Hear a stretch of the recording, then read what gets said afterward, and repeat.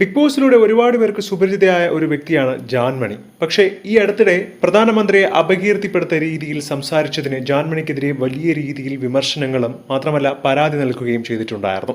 ഇന്നിതാ പ്രധാനമന്ത്രി നരേന്ദ്രമോദിയെ അവഗണിച്ചെന്ന പരാതിയിൽ സെലിബ്രിറ്റി മേക്കപ്പ് ആർട്ടിസ്റ്റും ബിഗ് ബോസ് മുൻ താരവുമായ ജാൻമണിയെ കസ്റ്റഡിയിലെടുത്തിരിക്കുകയാണ്. വിമർശിക്കാൻ എല്ലാവർക്കും അധികാരമുണ്ടെങ്കിലും ജാൻമണി ചെയ്തത് കുറച്ച് കടുത്തുപോയി എന്ന് തന്നെയാണ് ജാൻമണിയുടെ ഉറ്റ സുഹൃത്തു കൂടിയായ രഞ്ജിനി ഹരിദാസ് അന്ന് പറഞ്ഞത്. സമൂഹത്തിൽ ലഹള ഉണ്ടാക്കണമെന്നും സമാധാനം തകർക്കണമെന്നുള്ള ഉദ്ദേശത്തോടെ പ്രധാനമന്ത്രിയെ അപകീർത്തിപ്പെടുത്തുകയും അപമാനിക്കുകയും ചെയ്തു എന്നാണ് ഇപ്പോൾ ജാൻമണിക്കെതിരെയുള്ള കേസ്.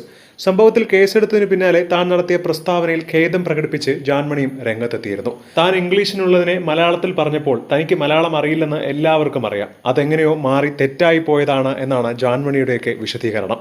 ആരെയും വേദനിപ്പിക്കാനല്ല താൻ പറഞ്ഞതെന്നും താൻ പരസ്യമായി ക്ഷമ ചോദിക്കാൻ ആഗ്രഹമുണ്ട് എന്നാണ് ഇപ്പോൾ ജാൻമണി മാധ്യമങ്ങളോട് സംസാരിച്ചപ്പോൾ പറഞ്ഞിട്ടുള്ളത്. കണ്ടന്റുമായി ബന്ധപ്പെട്ട് ഒരു ചോദ്യം ചോദിക്കുക മാത്രമാണ് താൻ ചെയ്തതും അല്ലാതെ മോദിജിയെക്കുറിച്ച് ഒരു തരത്തിലുള്ള അപകീർത്തികരമായ സംസാരവും താൻ മനസ്സറിഞ്ഞ് ചെയ്തിട്ടില്ല എന്നാണ് ജാൻമണി പറയുന്നത്. ഒടുവിൽ ഗൂഗിൾ പോയി സെർച്ച് ചെയ്തപ്പോൾ ഞാൻ പറഞ്ഞത് തെറ്റാണെന്ന് തനിക്ക് മനസ്സിലാവുകയും പിന്നീട് സോഷ്യൽ മീഡിയ വഴി തന്നെ ഞാൻ മാപ്പ് അപേക്ഷിക്കുകയും ചെയ്തിട്ടുണ്ട് എന്നാണ് ജാൻമണിയുടെ വാദം.